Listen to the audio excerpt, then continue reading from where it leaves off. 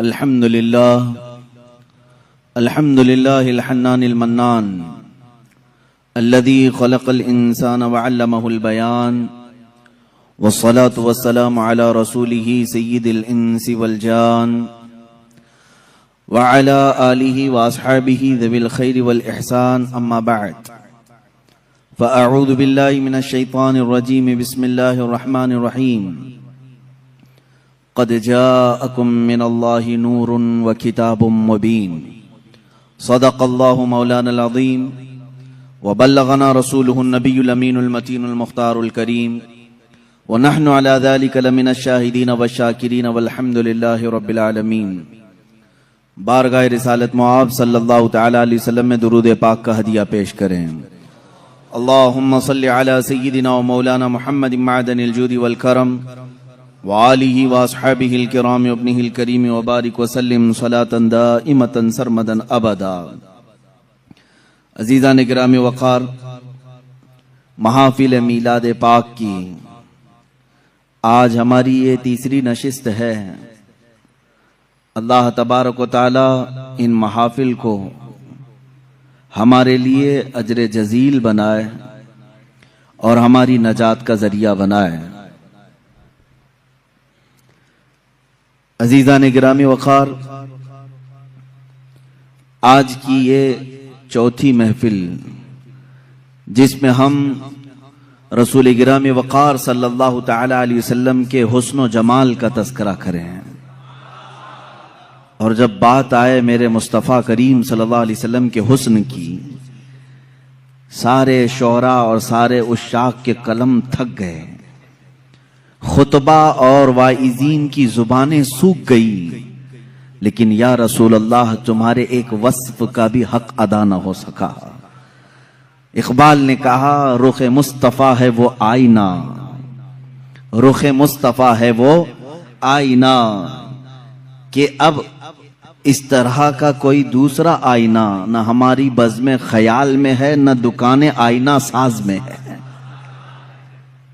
اب ایسا آئینہ نہ ہماری بزم خیال میں ہے اور نہ دکان آئینہ ساز میں، اللہ رب العزت کے کارخانے قدرت میں اس رسول کا مثل پیدا ہی نہیں ہوا۔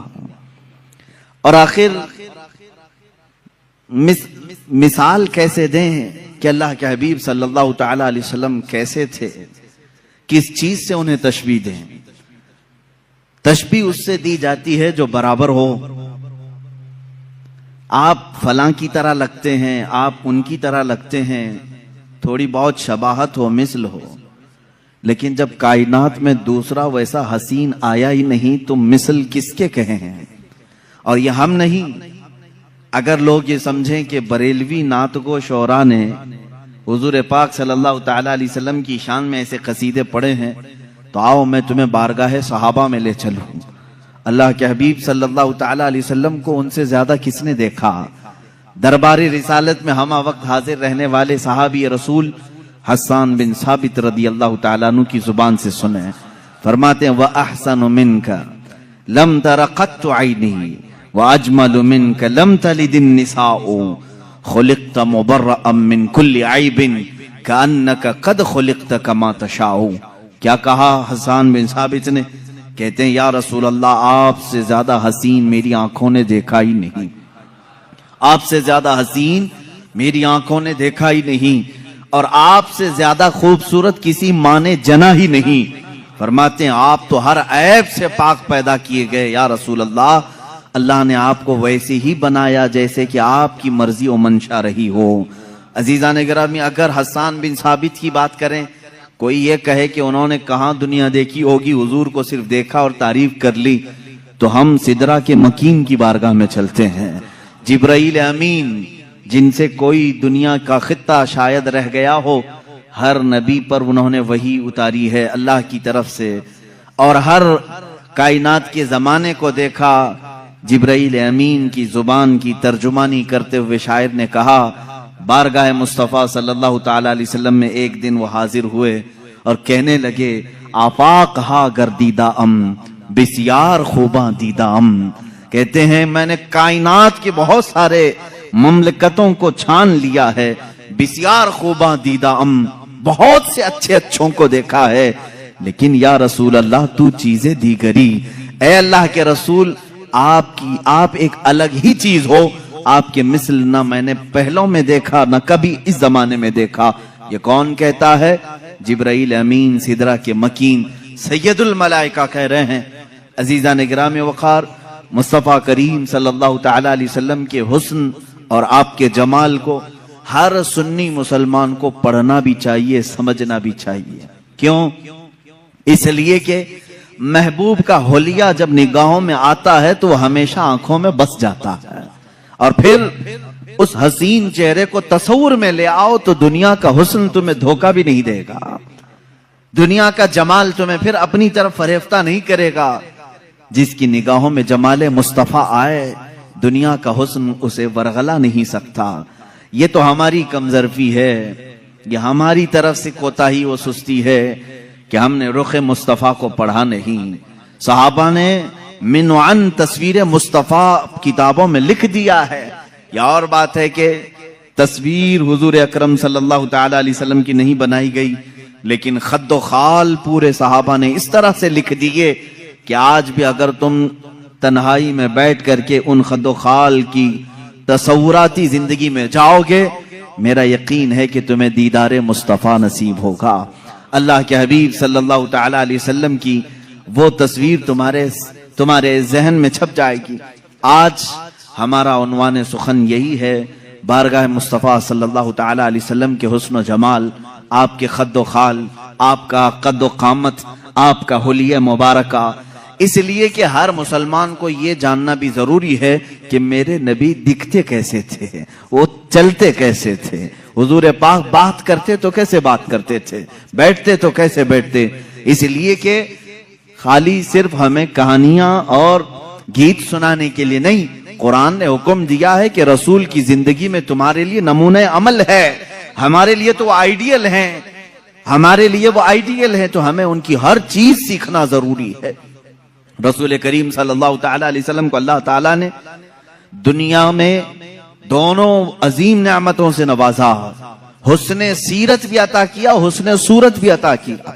سیرت میں آپ کا مثل کوئی نہیں جو کل آپ نے سماعت کیا، اور صورت میں بھی آپ کے مثل کوئی نہیں۔ اللہ کے حبیب صلی اللہ تعالی علیہ وسلم کے مثل صورت کسی کی نہیں۔ صحابہ اکرام نے الگ الگ انداز میں حضور کی بارگاہ میں ترانے پیش کی ہیں، قصیدے اور تعریف بھی کی ہے اللہ کے حبیب صلی اللہ تعالی علیہ وسلم کیسے تھے۔ لیکن ایک بات یاد رکھیں، حضور اکرم صلی اللہ تعالی علیہ وسلم کی جو خوبصورتی تھی وہ مثل آئینہ ہے۔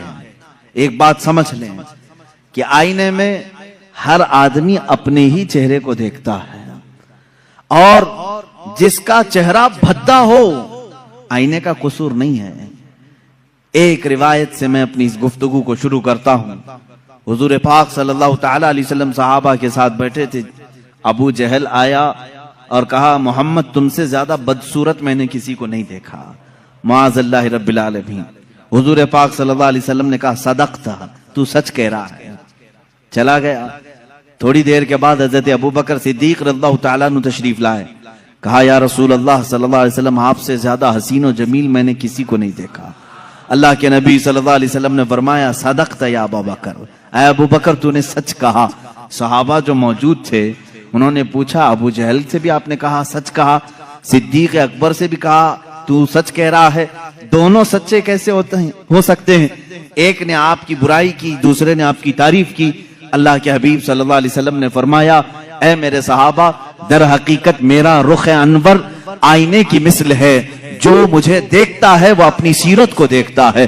ابو جہل نے اپنی قباحت کو دیکھا، اپنی برائی کی، صدیق نے اپنی خوشحالی کو دیکھا، اپنی خوبصورتی کو دیکھا اور میری تعریف کی۔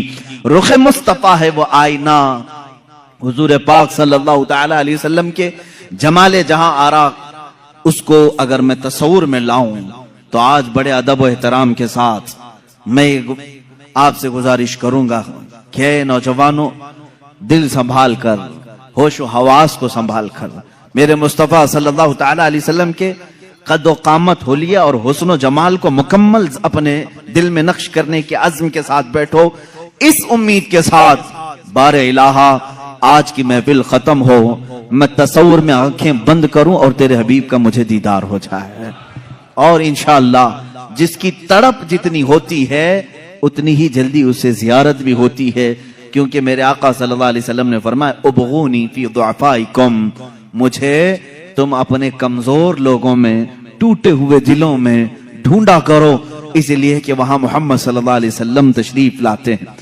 عزیزان گرامی، میرے آقا صلی اللہ تعالی علیہ وسلم کی سیرت طیبہ کے باب میں آپ کا حلیہ مبارکہ بھی بیان کرنا آتا ہے، یہ اسی کی ایک شاخ ہے۔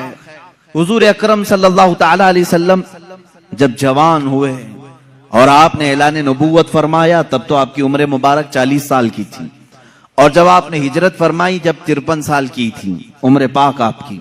اب 53 سال کی عمر میں صحابہ کرام نے جو حلیہ بیان کیا، پھر جوانی کا حال کیا رہا ہوگا؟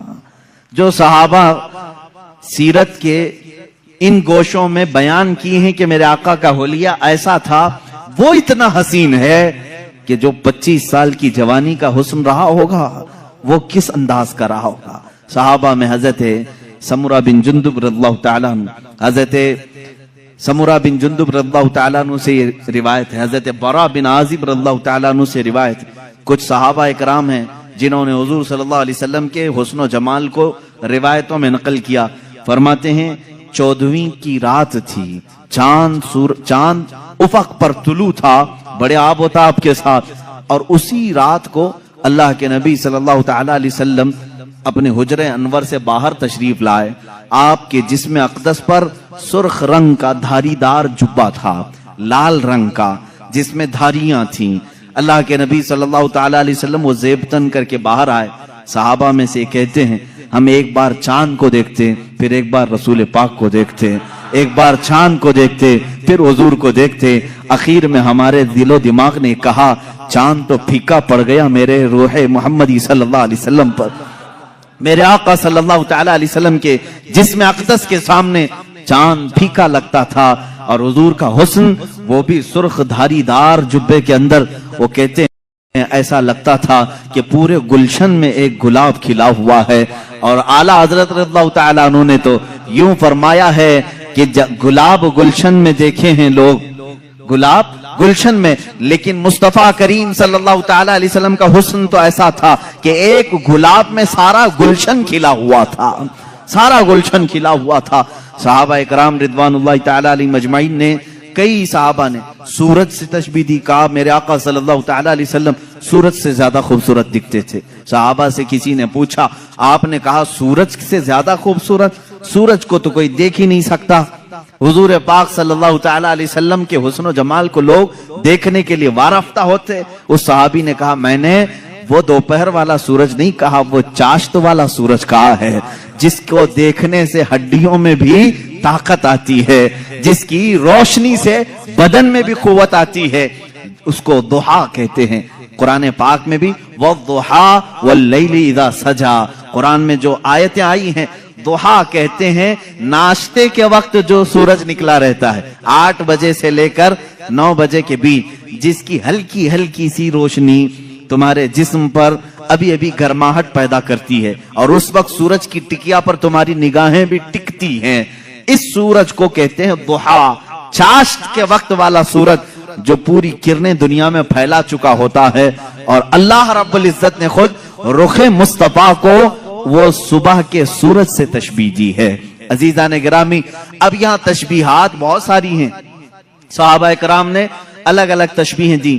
بعض صحابہ نے کہا وہ 14ویں کا چاند جب چمکتا تھا حضور اکرم صلی اللہ تعالی علیہ وسلم کے حسن کے آگے وہ پھیکا تھا، اور بعض صحابہ نے کہا سورج کے مثل، لیکن ایک شاعر نے کہا ہے چاند سے تشبیہ دینا یہ بھی کیا انصاف ہے، چاند سے تشبیہ دینا یہ بھی کیا انصاف ہے، چاند میں تو داغ ہے حضرت کا چہرہ صاف ہے۔ یہ شاعر نے کہا چاند میں تو کبھی ہم 14ویں کو دیکھ کے چاند کو دیکھتے ہیں اس میں داغ نظر آتے ہیں، اور شاعر نے کہا چاند سے تشبیہ دینا یہ بھی کیا انصاف ہے، چاند میں تو داغ ہے حضرت کا چہرہ صاف ہے۔ میرے آقا صلی اللہ تعالی علیہ وسلم کے رخ انور پر ایک دھبا بھی نہیں تھا، کبھی ایک کوئی اس طرح کی پھنسی نہیں آئی جس سے لوگ کباہت کر سکتے ہوں، کراہت کر سکتے ہوں۔ اب جسم اطہر کا جو حلیہ سیرت میں بیان کیا گیا ہے وہ توجہ سے سنیں۔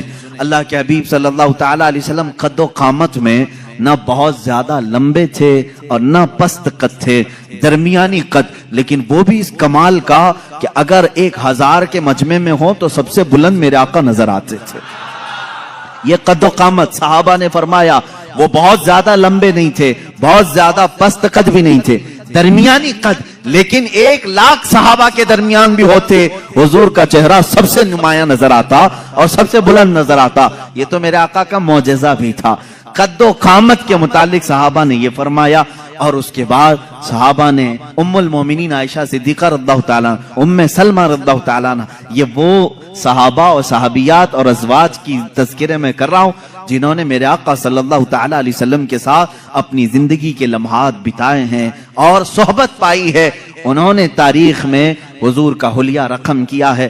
اللہ کے نبی صلی اللہ تعالیٰ علیہ وسلم کی پیشانی مبارکہ ابھری ہوئی تھی، چوڑی تھی، ایسی نہیں کہ بالکل چھوٹی ہو، کشادہ پیشانی تھی، اور حضور اکرم صلی اللہ تعالیٰ علیہ وسلم کی دونوں بھویں جو تھی، ان کو بھویں کہا جاتا ہے، ابرو کہتے ہیں یا بھویں کہتے ہیں، یہ دونوں نہایت گھنے تھے اور بیچ میں آ کر کے مل جاتے تھے، یعنی دونوں بھووں کے درمیان ملاوٹ تھی، اتنا کشادہ نہیں، کھلے ہوئے نہیں، دونوں ابرو مل جایا کرتے تھے۔ یہ خوبصورتی کی اعلیٰ قسم ہوا کرتی ہے، اور حضور پاک صلی اللہ تعالیٰ علیہ وسلم کی پلکیں نہایت گھنی اور لمبی تھی۔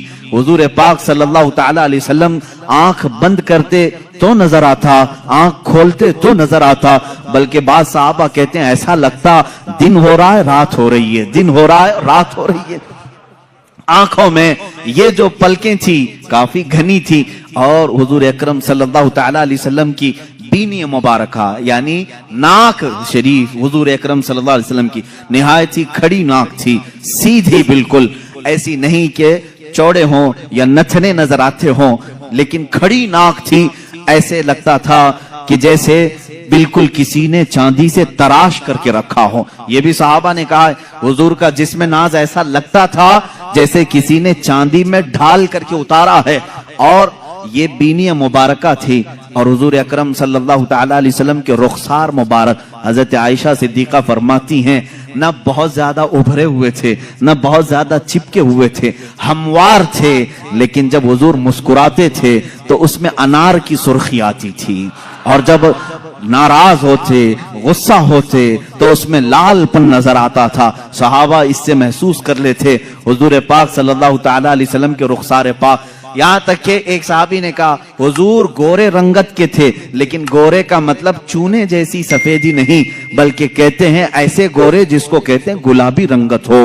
حضور پاک صلی اللہ تعالیٰ علیہ وسلم گلابی مائل تھے خوبصورتی میں، پیشانی ابھری ہوئی چوڑی، رخسار ہموار، بینی ناک مبارکہ نہایت ہی سیدھی اور کھڑی ہوئی، اور لبھائے ناز اللہ اللہ۔ صحابہ کہتے ہیں حضور پاک صلی اللہ تعالیٰ علیہ وسلم کے ہونٹ نہایت ہی سرخ تھے، ایسا لگتا تھا جیسے کسی نے کلی کیا ہوا ہو، اس کو ایسے تراشا گیا ہو۔ جب میرے آقا صلی اللہ تعالیٰ علیہ وسلم مسکراتے تھے تو لوگوں صحابہ نے بیان کیا اس میں ایک دھار بھی نظر نہیں آتی تھی، جیسے بچوں کے ہونٹ لب نرم و نازک ہوتے ہیں، یہ ہمارے بچوں کے جوان ہوتے ہوتے ہونٹ سخت ہو سکتے ہیں، بڑھاپے میں ہونٹ لٹک سکتے ہیں، لیکن صحابہ جس عمر کی یہ حالت بیان کر رہے ہیں یہ حضور کے 53 سالہ عمر کی بات ہے۔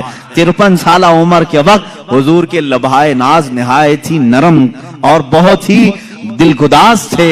حضور جب مسکراتے تھے تو یہ ہونٹ پھیل جاتے تھے اور اس میں سرخی نظر آتی تھی، اور رسول کریم صلی اللہ تعالیٰ علیہ وسلم کی ذقن مبارک یعنی ٹھوڈی شریف یہ بالکل ہی مثلث نما، یعنی ایسے نہیں کہ جس کو عیب دار سمجھا جائے، اور داڑھی شریف اتنی گھنی تھی، حضور پاک صلی اللہ تعالیٰ علیہ وسلم کی داڑھی نہایت گھنی، اور بال شریف بہت سیدھے بھی نہیں، بہت گھنگرو بھی نہیں، لیکن تھوڑے سے گھنگریالو تھے، اور سر مبارک سے جو بال تھے صحابہ کرام فرماتے ہیں کہ پیشانی سے لٹک کر کانوں کی لو تک آتے تھے. جو زلفیں تھی حضور پاک صلی اللہ علیہ وسلم کی اور کبھی کندھوں تک آ جاتے تھے, لیکن ان زلفوں میں بل کھائے ہوئے تھے, یعنی ہلکے ہلکی سے گھنگریالو تھے. اور رسول کریم صلی اللہ تعالی علیہ وسلم کے کانوں سے جب یہ گھنے بال کندھوں تک لٹکتے تھے, ماں عائشہ صدیقہ فرماتی ہیں کالے بال, نہایت کالے بال, جب وہ دونوں کندھوں تک لٹکتے تھے اور ان بالوں کے بیچ میں دونوں کان ایسے لگتے جیسے تارے رات میں کھلے ہوئے ہوں.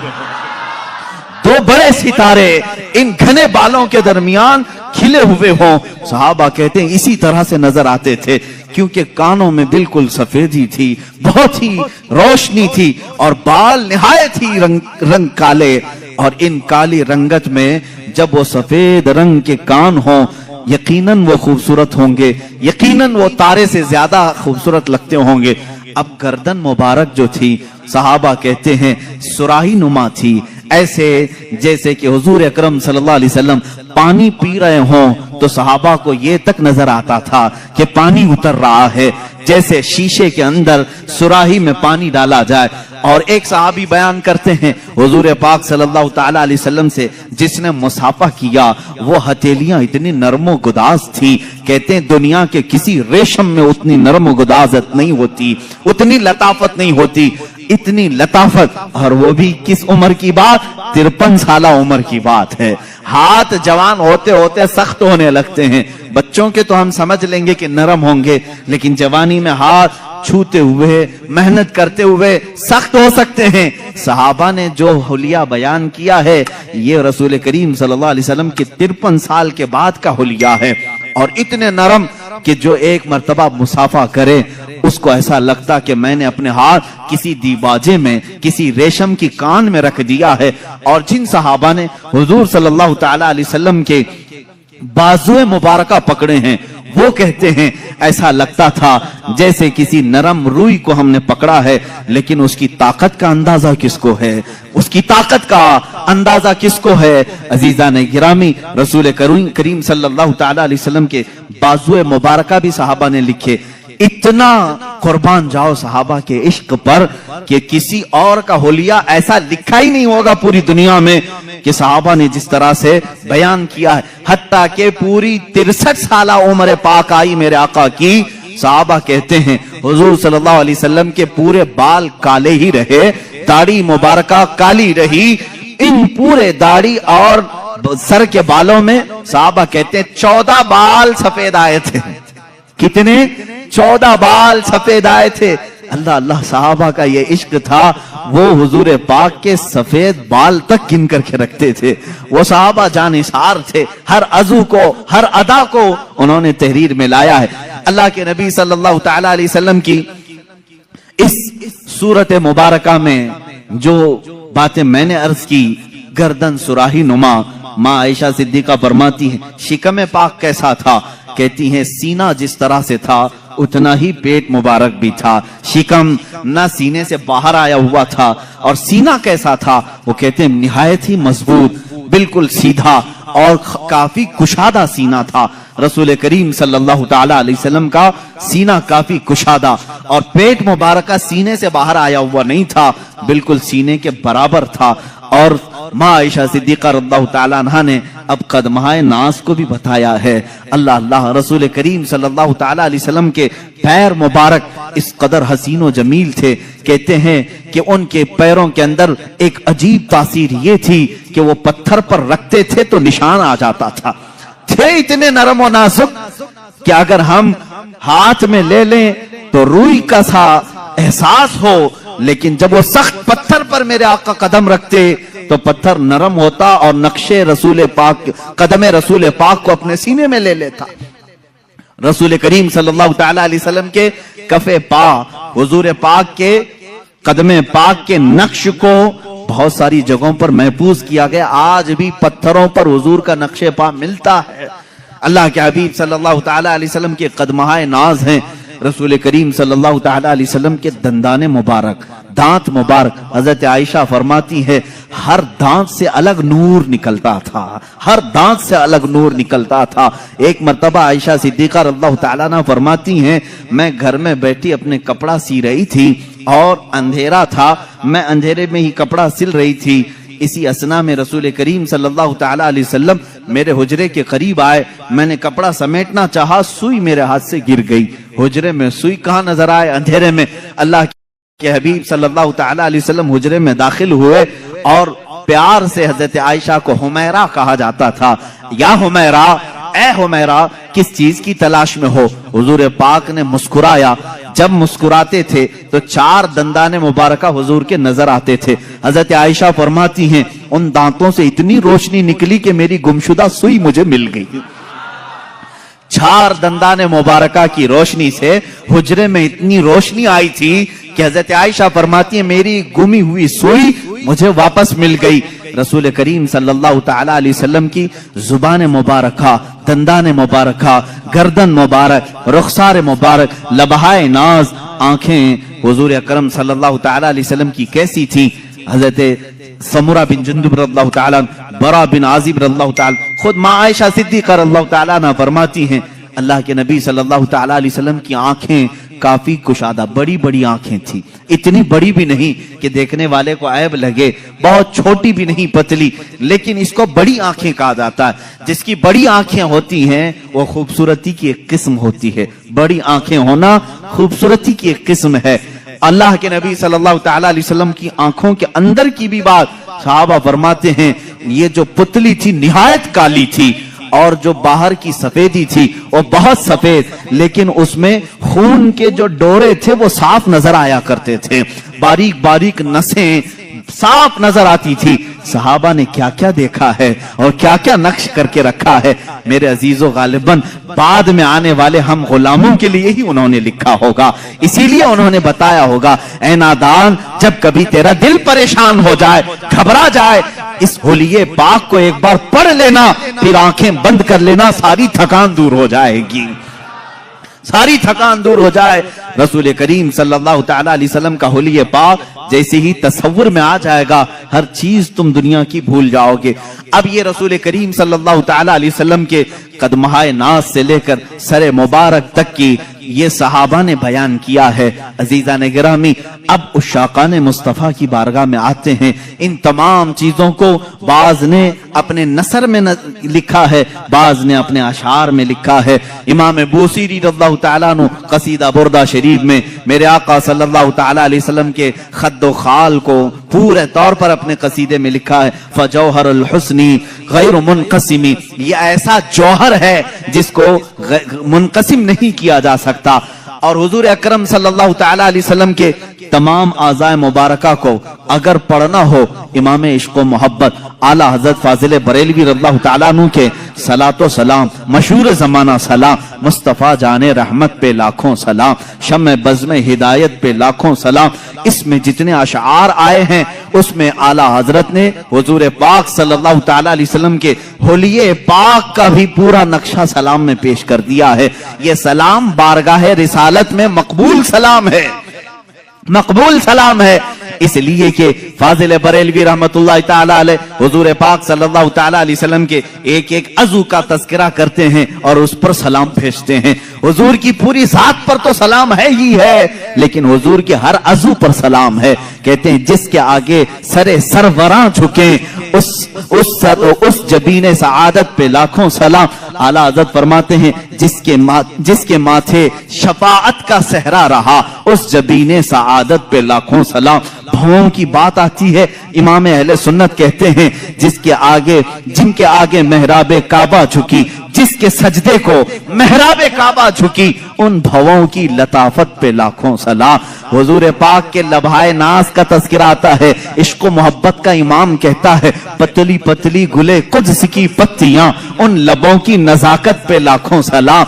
और मुंह मुबारक की बात आती है, इमाम इश्क मोहब्बत पुकारते हैं वो दहन जिसकी हर बात वही खुदा, वो दहन जिसकी हर बात वही खुदा, उसकी काहिर रियासत पे लाखों सलाम। अरे जुबाने पाक को भी ये इमाम हमारा اس طرح سلام پیش کرتا ہے. کہتے ہیں وہ زبان جس کو سب کن کی کنجی کہیں, اس کی نافذ حکومت پہ لاکھوں سلام. کان مبارک پر بھی سلام بھیجا, کہا دور و نزدیک کے سننے والے وہ کان لالے کرامت پہ لاکھوں سلام. ہاتھوں پر بھی سلام بھیجا, ہاتھ جس سمت اٹھا غنی کر دیا, موج بحر سماحت پہ لاکھوں سلام. ارے شکم ناس پر بھی بریلی کے امام نے سلام بھیجا, کہا کل جہاں ملک اور جو کی روٹی غذا, اس شکم کی قناعت پہ لاکھوں سلام. میرے آقا کے قدمہائے ناس پر بھی سلام بھیجا, کہا کھائی قرآن خاکے گزر کی قسم, کھائی قرآن خاکے گزر کی قسم, اس کفے پاک کی حرمت پہ لاکھوں سلام. میرے اعلیٰ حضرت میرے آقا صلی اللہ تعالی علیہ وسلم کے ہر عضو ناس پر سلام بھیجا ہے, اسی لیے یہ سلام مقبول بارگاہ انعام ہے. رسول کریم صلی اللہ تعالی علیہ وسلم کے دربار میں یہ قبول کیا ہوا سلام ہے. عزیزان گرامی وقات, مصطفیٰ کریم صلی اللہ تعالی علیہ وسلم کے حلیے ناز کی ظاہری صورت میں نے آپ کے سامنے بتائی, ان کی باطنی جو صورت ہے اللہ اس پر بڑی لمبی گفتگو ہوگی. میں نے تو صرف یہ بتایا کہ آنکھیں حضور پاک کی بڑی بڑی تھیں, اس میں کالی کالی پتلیاں اور نہایتی سفید قسم کی سفیدی. یہ تو ظاہری آنکھوں کی صورت ہم نے آپ کے سامنے رکھی, بھویں ایک دوسرے سے ملتی ہیں, یہ تو ہم نے ظاہری صورت آپ کے سامنے رکھی, لیکن اس کی جو باطنی معنوی حقیقی جو تاثیرات ہیں وہ اپنی جگہ پر ایک الگ مقام رکھتی ہیں. آنکھیں صرف وہ نہیں کہ بڑی ہو جائیں خوبصورت ہیں, بلکہ احادیث میں کہا ہے یہ آنکھیں خوبصورت تو تھی ہی, لیکن دیکھتی کیا کیا تھی. کہتی ہیں احادیث کہتی ہیں, حضور نے فرمایا اے میرے صحابہ نماز پڑھ کر کے فارغ ہوئے, حضور فرماتے ہیں اے میرے صحابہ رکوع اور سجدے میں نہایت خشوع و خضوع میں رہو, دل کو جمائے رکھو. صحابہ گھبرا گئے, یہ جماعت سے نماز ہوئی ہے, امام سید الانبیاء, صحابہ مقتدی, نماز کے بعد صحابہ سے کہہ رہے ہیں رکوع سجدہ برابر کرنا. کیوں؟ صحابہ نے پوچھا یا رسول اللہ صلی اللہ تعالی علیہ وسلم کیا بات ہے؟ اللہ کے نبی فرماتے ہیں اے میرے صحابہ جس طرح میں اپنے آگے دیکھتا ہوں ویسے میں اپنے پیچھے بھی دیکھتا ہوں. اور پھر فرمایا انی ارا ما لا ترون, میں وہ سب دیکھتا ہوں جو تم نہیں دیکھتے. وہ رسول کریم صلی اللہ تعالی علیہ وسلم کے نگاہوں کا ظاہری جمال اپنی جگہ, جس طرف اٹھ گئی دم میں دم آ گیا, اس نگاہ عنایت پہ لاکھوں سلام. یہ نگاہیں ہیں جن کی تاثیر بھی یہ ہے. اور حضور اکرم صلی اللہ تعالی علیہ وسلم کے چہرے ناز کی خوبصورتی آپ کے سامنے رکھا, بے مثل حسن ہے, لاجواب اور بے نظیر حسن ہے, لیکن چہرے مبارکہ کی تاثیر ایسی.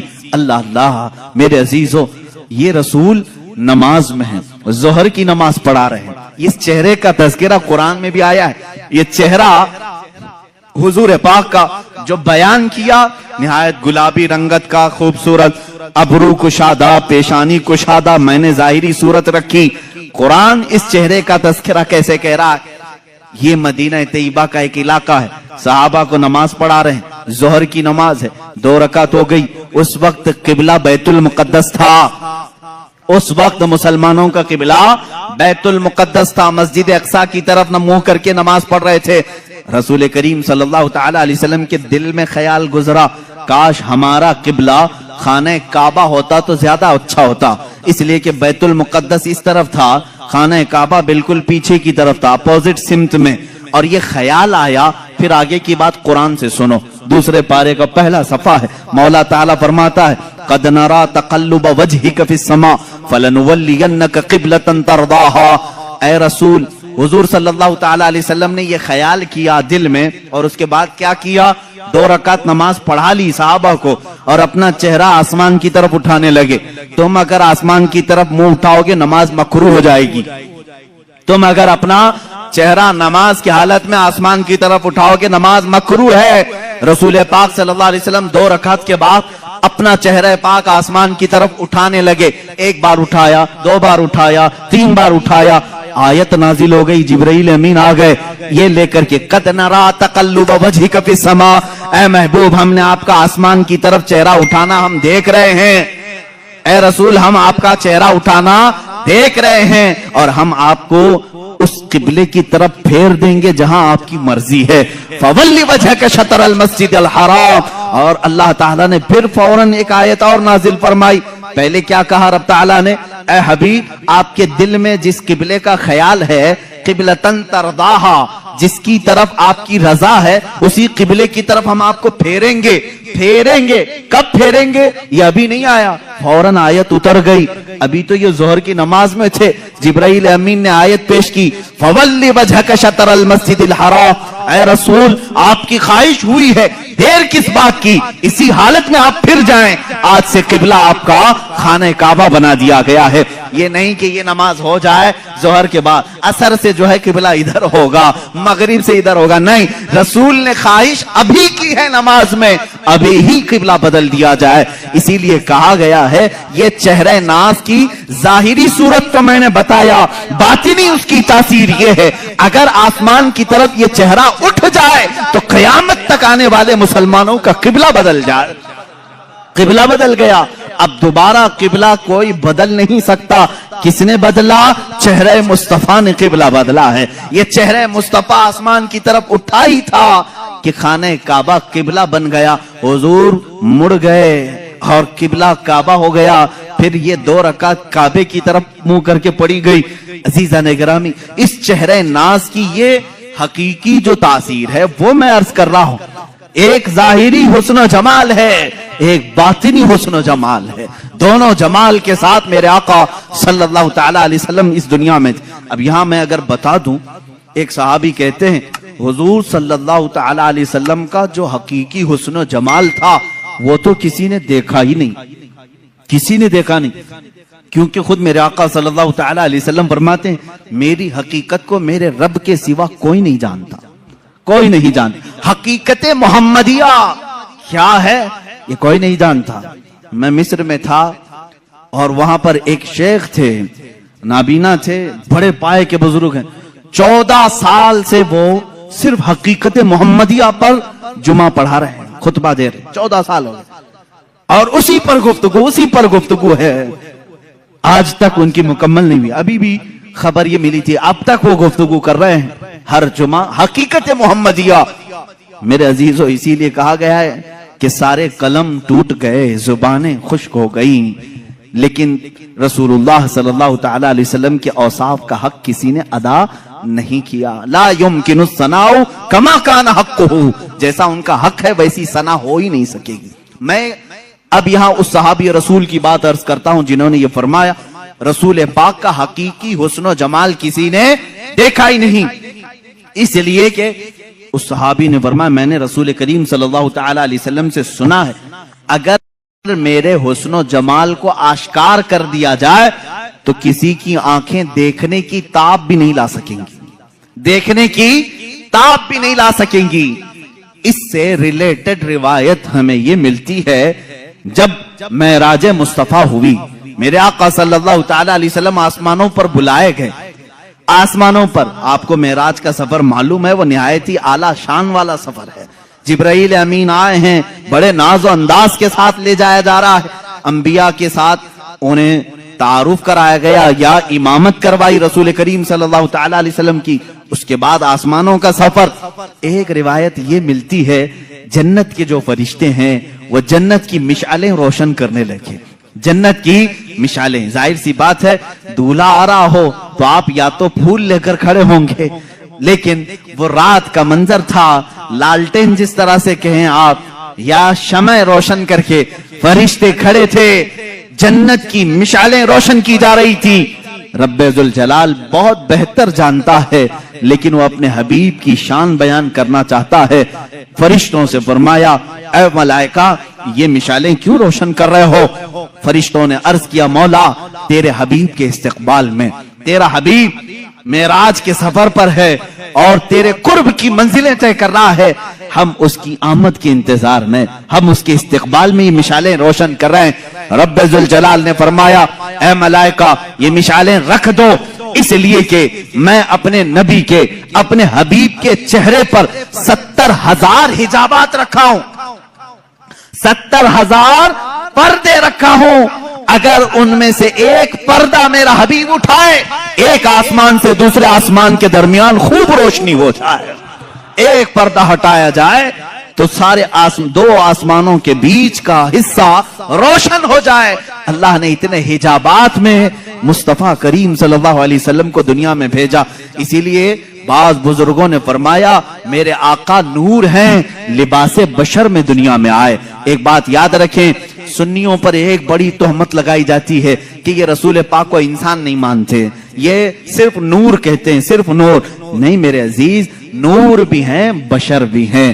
بشر کے لباس میں دنیا میں تشریف لائے اور جب آسمانوں پر سفر کیے وہ اپنے نورانی صورت میں تشریف لے گئے۔ میرے نبی کی دو حیثیتیں ہیں، زمین پر بشری حیثیت ہے، آسمانوں پر نوری حیثیت ہے۔ اسی لیے کہ میرے آقا نے خود فرمایا حضرت جابر سے، اے جابر اللہ نے ساری مخلوقات میں سب سے پہلے تیرے نبی کے نور کو پیدا کیا، تیرے نبی کے نور کو پیدا کیا۔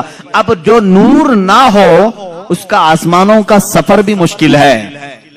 وجہ یہ ملائکہ سفر کرتے ہیں، آسمان کیا ہے؟ یہ بادل نہیں، یہ دھواں نہیں کہ اس میں سے اڑ کے چلے جائیں، ایک دبیز پردہ ہے، زمین سے زیادہ سخت ہے آسمان، کھودو تو کھودا بھی نہیں جا سکے گا۔ کن چیزوں سے؟ بڑے الگ الگ دھات ہیں، معدنیات جس کو آپ کہیں میٹل۔ آسمان، ہر آسمان الگ الگ میٹل کا ہے اور اس میں دروازے ہیں، باضابطہ کھولے جاتے ہیں، یہ ہماری نگاہوں نے تو نہیں دیکھا۔ اب ان آسمانوں سے کوئی سفر کرے لباس بشر میں سمجھتا ہوں یہ مشکل ہے۔ اب یہ آسمانوں کو پھاڑے بغیر، توڑے بغیر، جیسے فلسفیوں کا اجرام فلکیہ، انہوں نے انکار کیا معراج مصطفیٰ کا، بعض فلسفی کہے آسمان ٹوٹ ہی نہیں سکتا، اس میں سے کوئی جائے گا کیسے؟ لہذا رسول گئے ہی نہیں اوپر، کیسے جا سکتے ہیں؟ فلسفی جو ہیں وہ عقل کے دل دادا ہوتے ہیں بیچارے، جتنی سمجھ میں آئے اتنا ہی کہیں گے، یہ دکھتا تو نہیں ہے اس لیے جا نہیں سکتا کوئی آسمان کے اندر۔ اس کو ایک محقق نے سمجھایا ہے، میرے عزیز آپ مجھے دیکھو، میں چشمہ پہنا ہوا ہوں، چشمہ پہنا ہوا ہوں، اور ظاہر سی بات ہے چشمہ کیوں پہنتے ہیں؟ تھوڑا سا زیادہ نظر آئے۔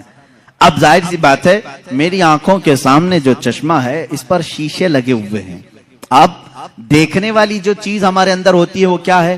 آنکھوں کے اندر نور کا ایک ہلکا دانہ ہوتا ہے، نور کا ایک ہلکا ذرہ ہوتا ہے، اگر وہ نور مر گیا تو تمہاری آنکھیں بھی اندھی ہو گئی۔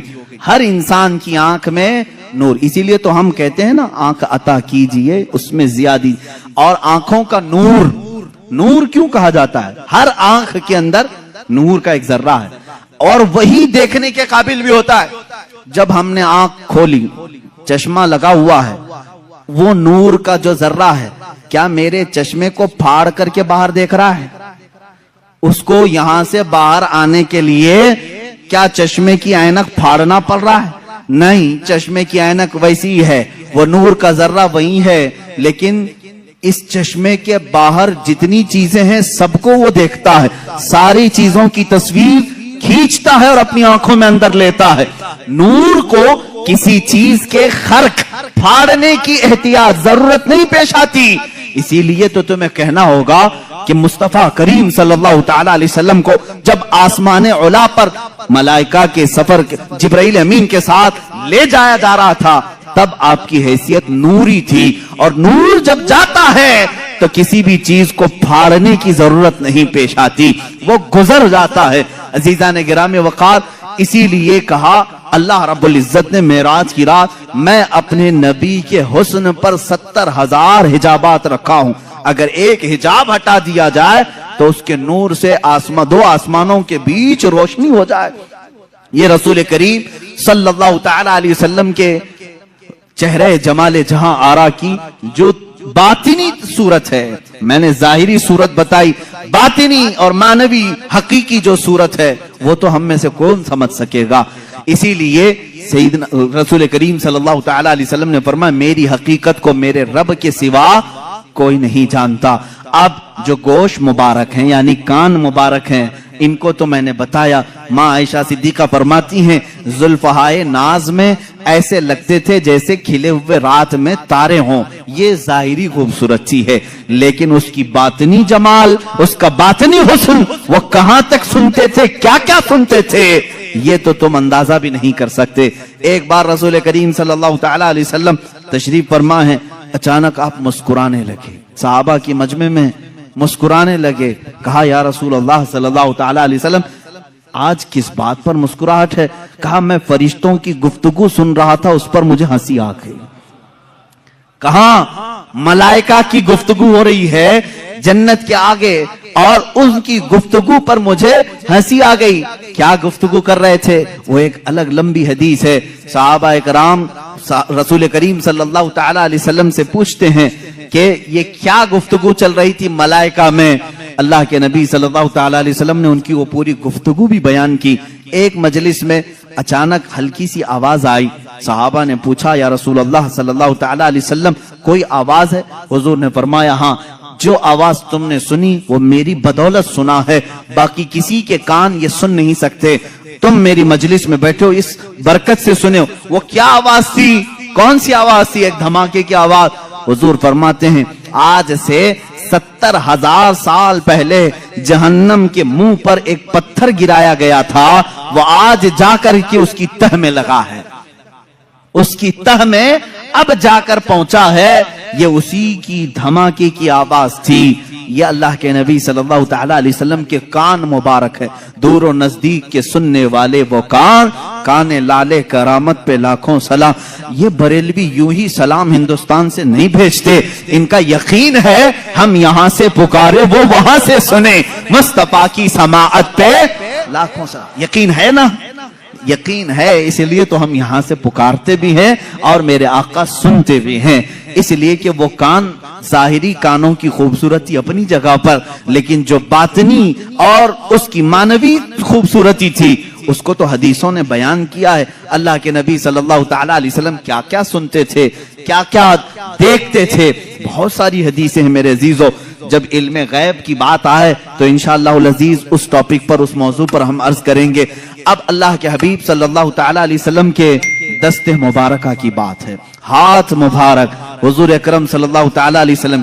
ویسے تو میں نے ہاتھ کی خوبصورتی بتائی، ہاتھ بہت لمبے بھی نہیں تھے، بہت چھوٹے بھی نہیں تھے، ہتھیلیاں اتنی نرم تھیں جیسے کوئی مسافہ کرے تو ایسا لگے کہ ریشم کے کپڑے میں اس نے اپنا ہاتھ رکھا ہو، نرم ملائم، سوز و گداز اس کے اندر تھا۔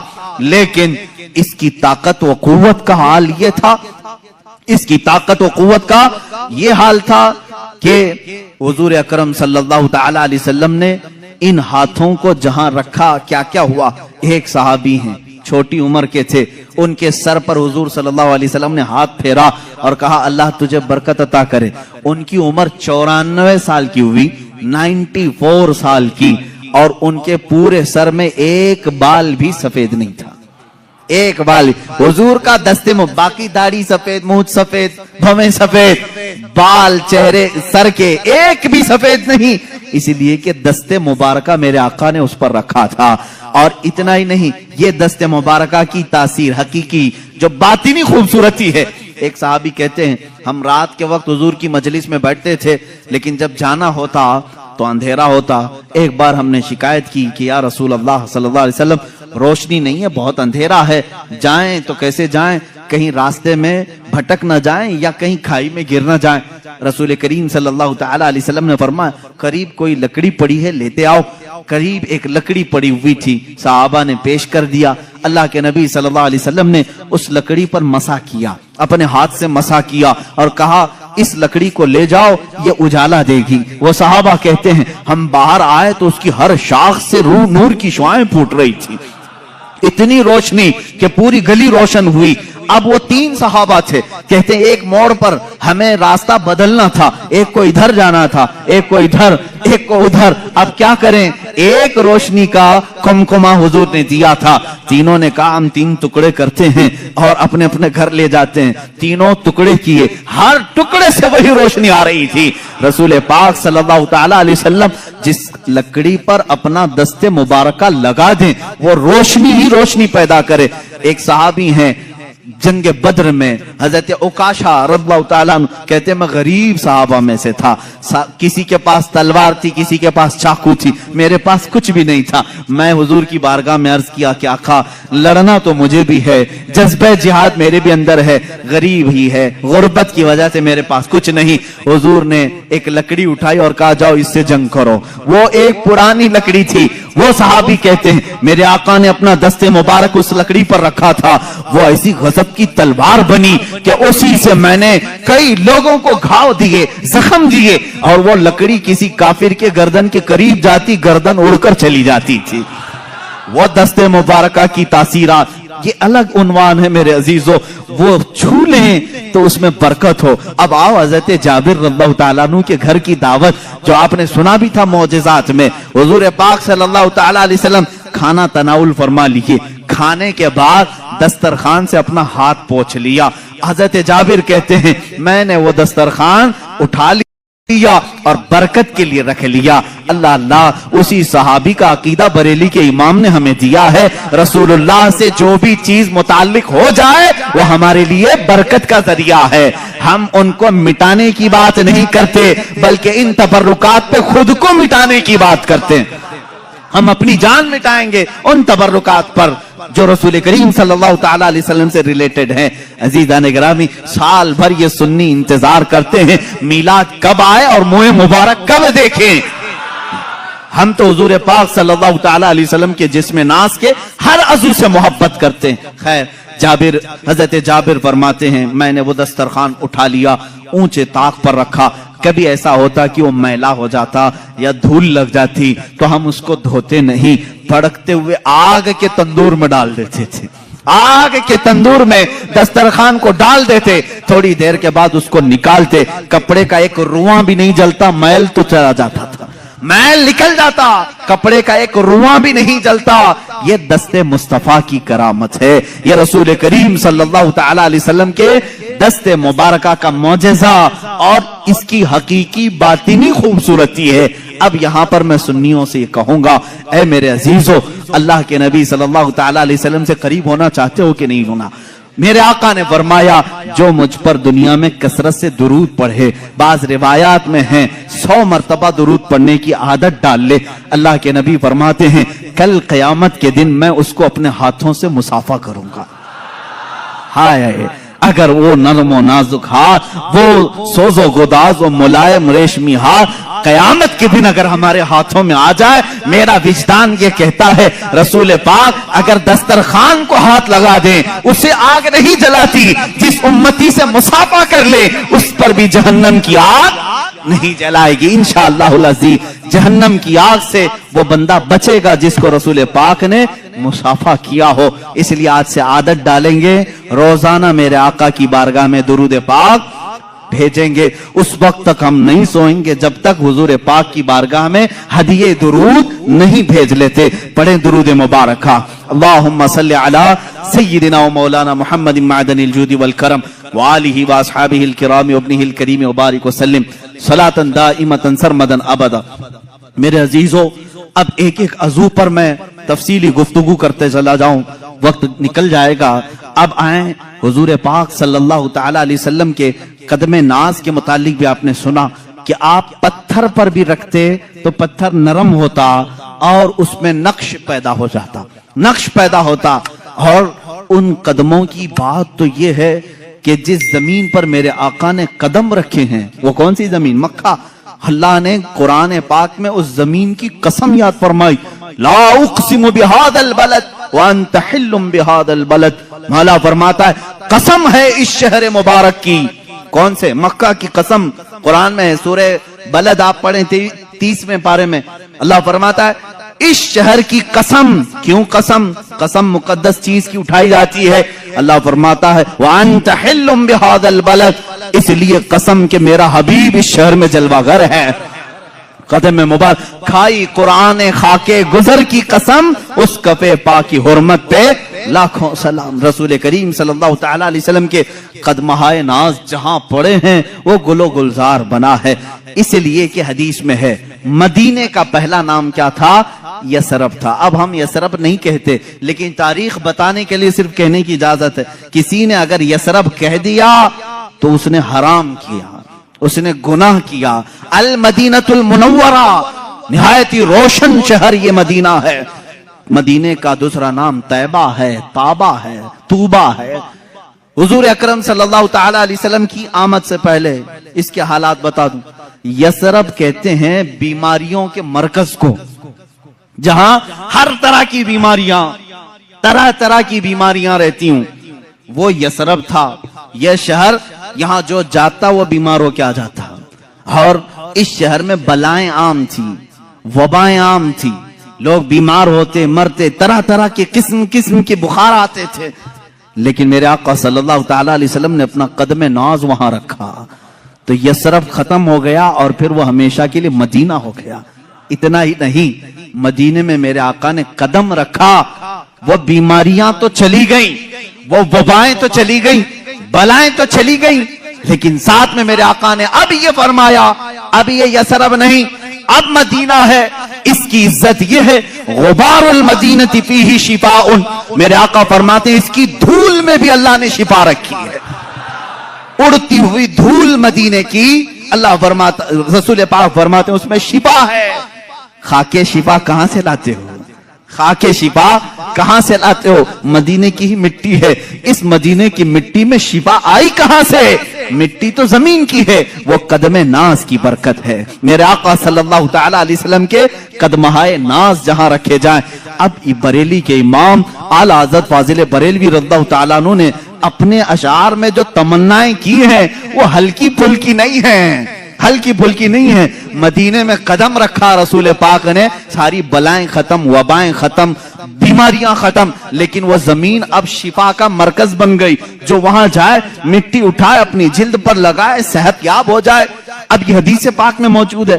اعلیٰ حضرت فرماتے ہیں یا رسول اللہ صلی اللہ تعالی علیہ وسلم، آپ کے یہ جو کفے پا کہتے ہیں تلووں کے نیچے والا حصہ، کف کہتے ہیں تیلی کو، پا کہتے ہیں پیر کو.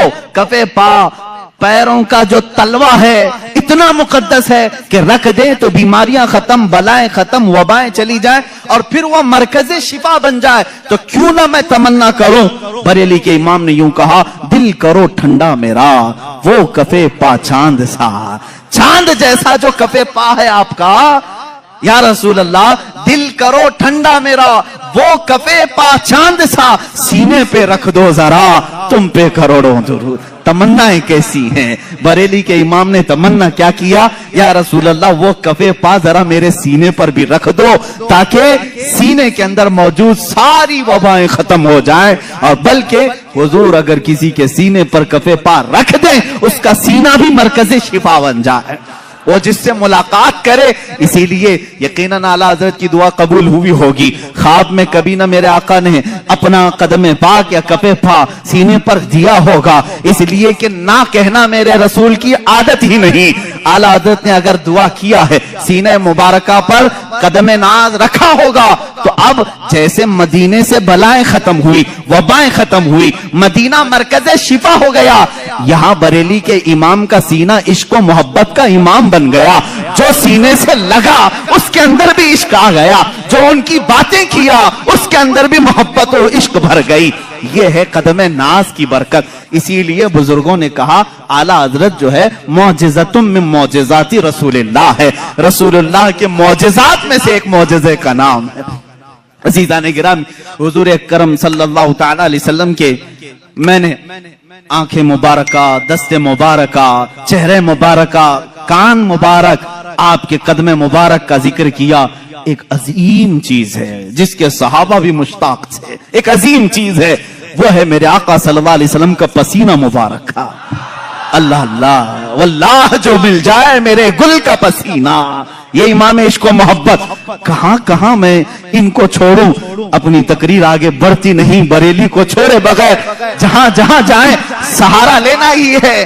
आला हजरत फाजिल बरेलवी को किसी ने एक गुलाब तोहफे में पेश किया था, ये लीजिए गुलाब बहुत अच्छा है, आप भी गुलाब तोहफे में लेते देते होंगे, मगर आशिक रसूल का जज्बा क्या होता है? गुलाब को देखा और कहा सुबह खिलता है शाम में मुरझा जाता है, मैं तो उस गुलाब से मोहब्बत करता हूं जो खिला है तो कभी मुरझाता नहीं। और फिर उनकी शान में फूल पर ही एक नात लिख दी, सरताब कदम है तने सुल्तान ज़मन फूल, लब फूल दहन फूल ज़कन फूल बदन फूल, वल्लाह जो मिल जाए मेरे गुल का पसीना, मांगे न कभी इत्र न फिर चाहे दुल्हन फूल।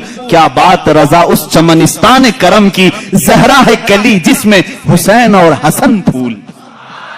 ये रसूल करीम सल्लल्लाहु तआला अलैहि वसल्लम की बारगाह नाज में एक सहाबिया उम्मे सुलैम रज़ियल्लाहु तआला अन्हा, हजरत अनस की माँ, ये कहती हैं हुजूर अकरम सल्लल्लाहु तआला अलैहि वसल्लम मेरे घर दोपहर के वक्त आराम करने के लिए अक्सर आया करते थे। गर्मियों के दिन होते, चमड़े का बिस्तर होता, मैं बिछा कर देती। अल्लाह के नबी सल्लल्लाहु तआला अलैहि वसल्लम की एक और खूबसूरती ये नहीं बताया था मैं, सहाबा कहते हैं हुजूर पर जब पसीना आता तो ऐसा लगता कि चेहरे पर तारे चमक रहे हों, सब में रोशनी होती।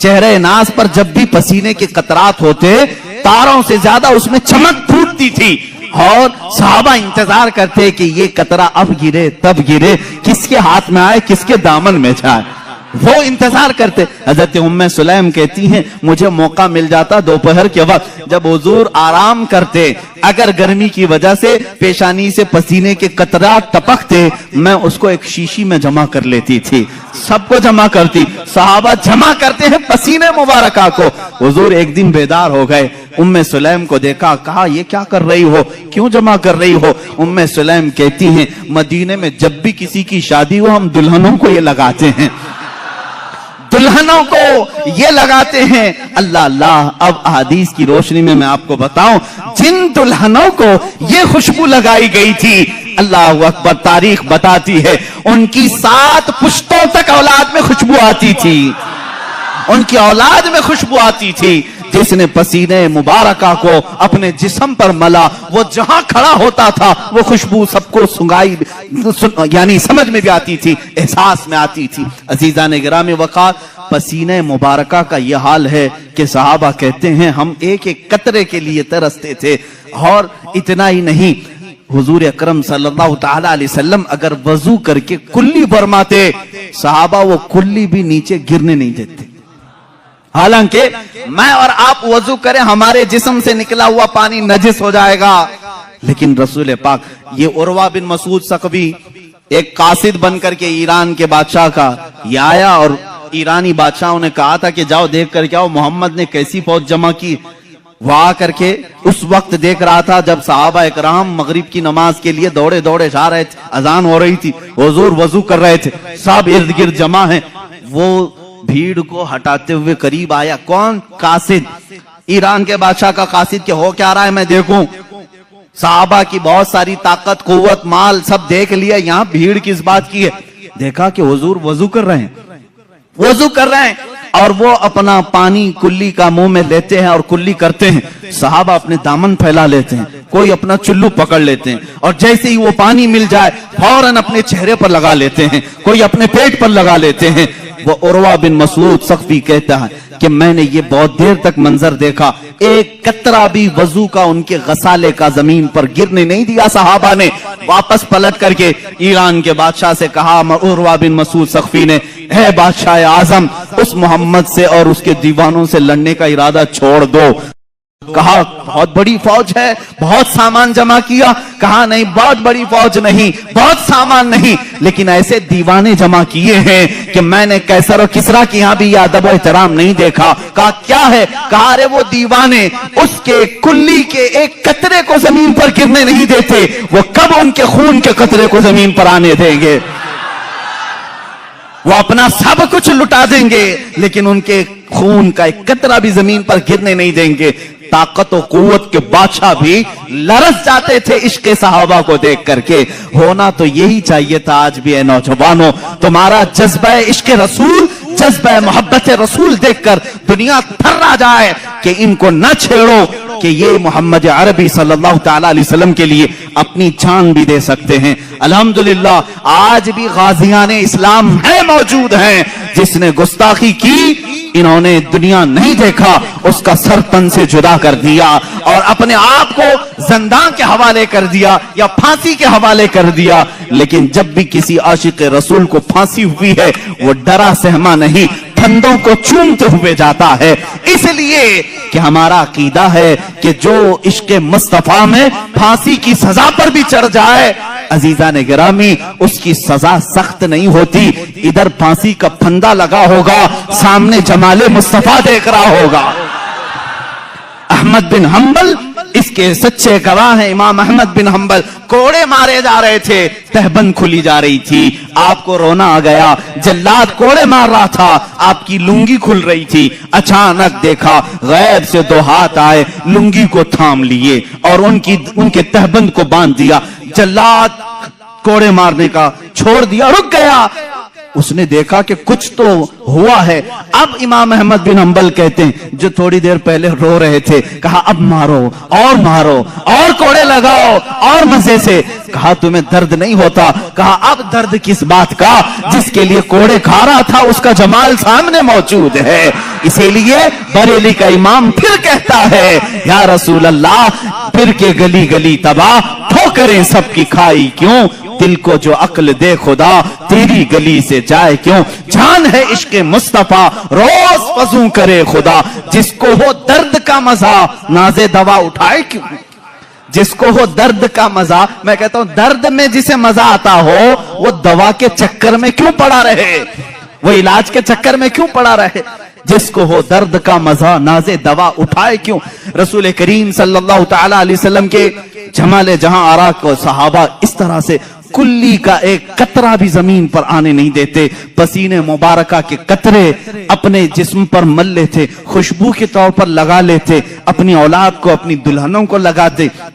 آپ کے رسول کریم صلی اللہ تعالی علیہ وسلم کے جسم ناز کی ایک خصوصیت یہ بھی تھی، صحابہ فرماتے ہیں رات میں چاہے چاند طلوع ہو، چاند کی روشنی ہو، دن میں چاہے سورج کی روشنی ہو، لیکن پوری زندگی پاک میں کبھی کسی نے حضور پاک کا سایہ زمین پر پڑتے ہوئے نہیں دیکھا۔ سایہ ہو بھی تو کیسے، نور کا کوئی سایہ نہیں ہوتا، نور کا سایہ نہ ہو۔ یہ اور بات ہے کہ ہم تعبیل کریں، لیکن حقیقت بات یہ بھی ہے، ایک عاشق رسول نے یہ کہا حضور کا سایہ کیوں نہیں، وہ بھی تو انسان تھے، سارے انسانوں کے سائے تھے۔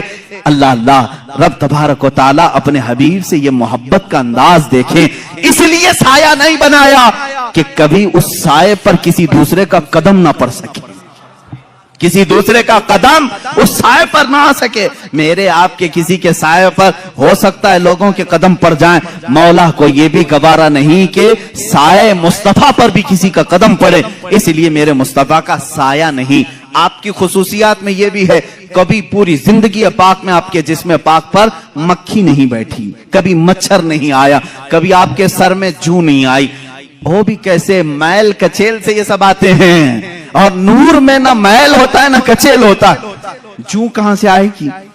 جوں اپنی غذا کھانے کے لیے، کچرا کھانے کے لیے آتی ہے۔ کچرا جہاں اس کا تصور بھی نہ ہو وہاں یہ چیزیں نہیں۔ کبھی آپ کو حضور اکرم صلی اللہ تعالی علیہ وسلم کو آپ کے جسم پاک پر مچھر کے بیٹھتے ہوئے نہیں دیکھا اور مکھی کو بیٹھتے ہوئے نہیں دیکھا، کسی نے نہیں، اور کبھی آپ کے قریب نہ مچھر آتا نہ مکھی آتی۔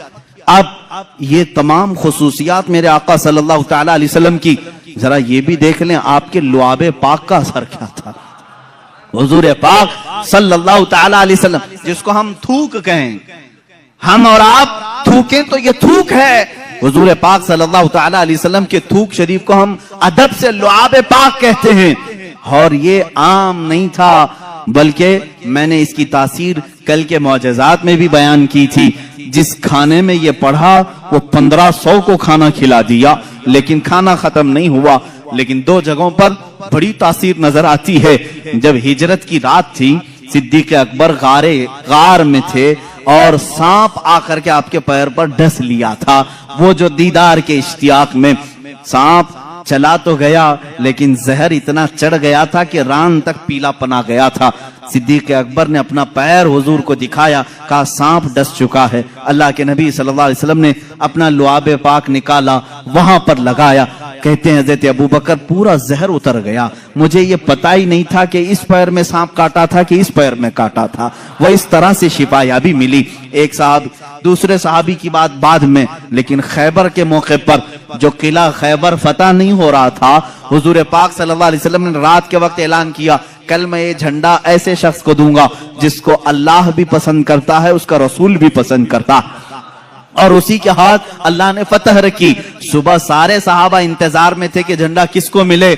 पूरे मजमे में सन्नाटा था। मेरे आका सल्लल्लाहु अलैहि वसल्लम ने हैदर कर्रार अली मुर्तजा को बुलाया। कहाँ है अली? लेकिन अली मजमे में नहीं थे, बीमार थे, आंखें आई हुई थी, लाल हो गई थी। आशुबे चशम जिसको कहते हैं, आंखें बहना, पानी आना और लाल हो जाना, ये बीमारी। हजरत अली करमल्लाहु वजहुल करीम बुखार ज़दा थे, आशुबे चश्म में थे। हुजूर से कहा गया तो हुजूर ने फरमाया बुलाओ उनको। वो आए बीमारी के आलम में ही। अल्लाह के नबी सल्लल्लाहु तआला अलैहि वसल्लम ने अपना लुआब पाक उनकी आंखों में लगाया और फिर हजरत अली फरमाते हैं न मेरे जिस्म में बुखार था न आंखों में सुर्खी थी। और उसी हालत में हजरत अली करमल्लाहु वजहुल करीम अलम अपने हाथ में लिए और दुनिया ने फिर तारीख ने ये देखा है वो फातह खैबर शिकन जो हैदर कर्रार हैं, यहूदियों का किला उन्हीं के हाथों से टूटा और हमेशा के लिए तागूती कुव्वत को उन्होंने धूल चटा करके रखा। एक बीमार अली को लुआब मुस्तफा ताकत बख्श रहा है। सिद्दीक अकबर को सांप का जहर है, वहां लुआब पाक शिफा बख्श रहा है। एक साहबी हजरत अबू दुजाना अबू कुतादा रज़ियल्लाहु ताला, उनकी आंख की पुतली बाहर आ गई थी, तीर अंदर चला गया था। वो आंख की पुतली लेकर के हुजूर के पास आए। हुजूर ने वो आंख का ढेला अंदर किया, वहां भी लुआब पाक लगाया। एक दवा है, कितनी बीमारियां हैं, एक दवा है, एक दवा है। इस शिफा खाने में हर मरीज आए लुआब पाक लगाए है और हर बीमारी में ये असर भी दिखाए। हुजूर पाक सल्लल्लाहु तआला अलैहि वसल्लम ने लुआब पाक लगाया। हजरत अबू कुतादा कहते हैं पूरी जिंदगी भर कभी मुझे आंखों में हल्की सी भी रोशनी में कमी नहीं आई। मैं बुढ़ापे में भी वैसे ही देखता था जैसे जवानी में देखता था। लुआब पाक की ये तासीर है। ए अजीजों, क्या क्या बयान करूं, हैरान हूं मेरे शाह, मैं क्या क्या कहूं तुझे। लेकिन रज़ा ने खत्म सुखन इस पे कर दिया, खालिक का बंदा खल्क का आका कहूं तुझे। अब यहाँ मुझे उन लोगों की खबर लेनी चाहिए जो अपने आप को रसूल के बराबर समझते हैं। अरे तुम पैदा कब हुए, आज बड़े कैसे हुए, तुम्हारी जिंदगी की सीरत, तुम्हारा हुलिया सबको बताओ, लोग कराहत से भाग जाएंगे। तुम अगर किसी को पसीना सुंघाओ, बीवी छोड़कर भाग जाए, और तुम अपना लुआब थूक कहीं डालो तो खाना बेबरकत हो जाए, बल्कि मैं कहूं जो खा ले उसको जहर चढ़ जाए। और तुम कहते हो रसूल पाक उम्मती के बराबर हो सकते हैं। नादानो, हुजूर से बराबरी करने की बात करते हो तो जरा अपने जिस्म को दिखाओ। क्या तुम्हारे जिस्मों पर मक्खी और मच्छर नहीं बैठते? मच्छरदानी लगाते हो फिर भी घुसकर आते हैं और काटते भी हैं। और तुम जिसमें नाज़े रसूल की बराबरी की बात करते हो, रसूल करीम सल्लल्लाहु तआला अलैहि वसल्लम के हर अज़ू को कमाल तक अल्लाह ने पहुंचाया है। तुम तो पूरे जिस्म नास की बात तो छोड़ो, मेरे आका के नाखून पाक के कटे हुए एक टुकड़े की बराबरी पूरी उम्मत नहीं कर सकती। ये तो हुजूर पाक की बात है। आओ सहाबा की बात। मेरे आका सल्लल्लाहु अलैहि वसल्लम फरमाते हैं मेरा सहाबी अगर जौ के दाने के बराबर खैरात कर दे, जौ के दाने के बराबर खैरात कर दे और पूरी उम्मत उहद पहाड़ के बराबर सोना खैरात करे, मेरे आका फरमाते मेरे सहाबी की खैरात के बराबर उम्मत की खैरात नहीं हो सकती। जब तुम सहाबी तक नहीं पहुंच सकते, रसूल पाक की बात कैसे सोच लिया? मेरे आका सल्लल्लाहु तआला, ये बातें हैं इसलिए मुझे आज कहनी पड़ रही, और कही हुई नहीं, किताबों में लिखी हुई भी है। जरा दिल पर हाथ रख करके सोचो, क्या कभी उम्मती अमल करते करते नबी तक पहुंच सकता है? लोगों ने लिखा है, किताबों में मौजूद है, उम्मती अमल करते करते नबी के बराबर हो सकता। कैसे हो सकता है? हजरत उस्मान गनी रज़ियल्लाहु तआला अन्हु का जमाना है, मिंबर पर 3 ही जीने थे। हुजूर सल्लल्लाहु तआला अलैहि वसल्लम तीसरे जीने पर थे और सिद्दीक अकबर के जमाने में दूसरे जीने पर वो खड़े होकर खुतबा देते। हजरत उमर के जमाने में पहले जीने पर खुतबा देने लगे। अब हजरत उस्मान का जमाना है, अब कहां उतरे? उतरेंगे तो खत्म हो गए। वो फिर तीसरे जीने पर चढ़ गए। कहां पर? तीसरे पर। लोगों ने बाद में खुतबा देने के बाद हजरत उस्मान से पूछा, सहाबी रसूल का अकीदा क्या है? सहाबा में भी अकीदा क्या चलता था उस जमाने में, सुनो। सहाबा ने पूछा, हुजूर सल्लल्लाहु तआला अलैहि वसल्लम के बाद हजरत अबू बकर दूसरे पर खड़े होकर खुतबा देते थे, हजरत उमर नीचे पहले वाले जीने पर खड़े होकर खुतबा देते थे। अब आपके जमाने में आप फिर तीसरे पर खड़े हो गए। हजरत उस्मान ने क्या प्यारा जवाब दिया। कहते हैं अगर दूसरे पर खड़ा होता तो लोग ये सोच सकते अबू बकर की बराबरी कर रहा है, पहले पर खड़ा होता तो लोग ये कहते कि उमर की बराबरी कर रहा है। मैं वहां खड़ा हो गया जहां सहाबा का तस्वुर ही नहीं आता। सहाबा का तस्वुर ही नहीं होता कि कोई नबी की बराबरी कर सकता है, सिद्दीक की बराबरी का कोई दावा कर सकता है, उमर की बराबरी का दावा कर सकता है। लेकिन उस्मान इब्न अफ़्फ़ान कहते हैं उनके जमाने में रसूल की बराबरी का कोई तस्वुर भी नहीं कर सकता। हाय 1400 साल के बाद तुम बराबरी का दावा कैसे करने लग गए? हुजूर पाक सल्लल्लाहु तआला अलैहि वसल्लम के एक अज़्व पाक, बल्कि उनसे रिलेटेड जो चीजें हैं उनकी भी बराबरी नहीं हो सकती। लाओ तुम्हारे दस्तरखानों को भी आग में डाल करके देखते हैं जलते हैं कि नहीं जलते हैं। बल्कि मुँह मुबारका जो हमारे पास है इसके मुतालिक भी सही असनाद ये मिलती हैं। अगर आग में रखा गया, कई मर्तबा ऐसे हालात पेश आए, आग ने मुँह मुबारक को भी नहीं जलाया है। आज भी मुँह मुबारका को आग नहीं जलाती। ये रसूल करीम सल्लल्लाहु तआला अलैहि वसल्लम के जिस्म पाक से लगी हुई चीज की तासीर है। अरे मेरे अजीजों, हुजूर पाक सल्लल्लाहु तआला अलैहि वसल्लम के करीब जो जानवर थे उनकी अजमत बढ़ गई, उनकी अजमत बढ़ गई। हम हुजूर की सवारी एक याफूर है, खच्चर, जो मोहब्बत रसूल के कायल हैं वो याफूर नहीं कहते, हजरत याफूर कहते हैं, हजरत याफूर कहते हैं। हुजूर की ऊंटनी थी, एक का नाम अज़बा है, एक का नाम कस्वा है, और मुहिब्बान रसूल हजरत कस्वा हजरत अज़बा कहते हैं। आम जानवर ही तो है, लेकिन सवारी रसूलुल्लाह ने की है, इसलिए उन जानवरों का भी अदब करते हैं। हजरत अबू बकर सिद्दीक रज़ियल्लाहु तआला अन्हु उम्मत में जो काम करें वो सबके लिए दलील है।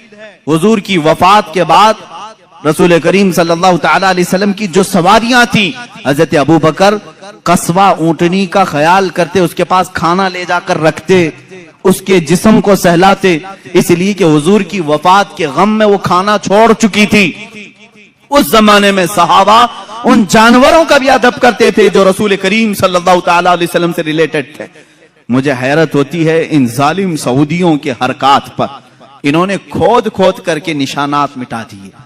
हुजूर अकरम सल्लल्लाहु तआला अलैहि वसल्लम के जो भी आसार नजर आए इनको वो सबसे पहले खत्म करना है। वो तो अल्लाह भला करे तुर्कियों का वो आशिकाने रसूल थे जो मेरे आका सल्लल्लाहु अलैहि वसल्लम के तबर्रुकात वो लेकर के इस्तांबुल चले गए, जिसकी वजह से आज भी वो इस्तांबुल में मेरे आका की बहुत सारे तबर्रुकात महफूज हैं।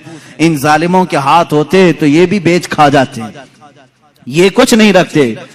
ये शेख हरम है जो चुरा के बेच खाता है, गली में बूजर और दलके उवैस और चादर सोहरा।